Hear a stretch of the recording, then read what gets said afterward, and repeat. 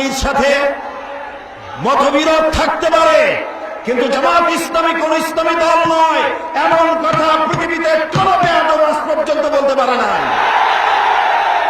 আমরা ইসলামী আন্দোলন করি জাহান্নামে যাওয়ার জন্য নয়, কারো কাছ থেকে সার্টিফিকেট গ্রহণ করে জামাত ইসলামী আন্দোলন করতে হবে এমন কান্দানি বনা জামাতের হয় নাই। কাজে আপনি আপনার বক্তব্যের মধ্য দিয়ে আপনি ভারতের দালাল আওয়ামী লীগের ব্রিটিশ প্রমাণ করে দিয়েছেন। আজ বক্তৃতা করার সময় নয়, শুনতে এসেছি আমার নেতার কথা, শুনতে এসেছি জাতিকে যিনি বক্তব্য রাখবেন তার কথা শুনতে এসেছি। আজ পদত্যাগ করো, পদত্যাগ করো। মেজাজ এত খারাপ কেন?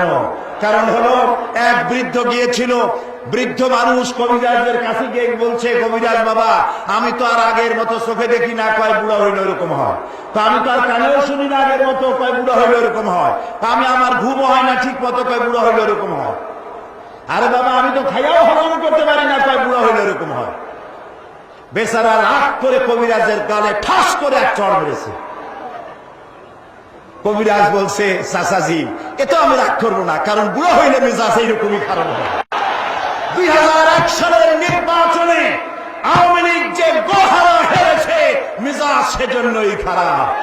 আজ আপনি 14 দল করেছেন, একটা দল আপনার আর 13খানা সাইনবোর্ড, এই সাইনবোর্ড দিয়ে কিচ্ছু করতে পারবেন না, কিচ্ছু করতে পারবেন না।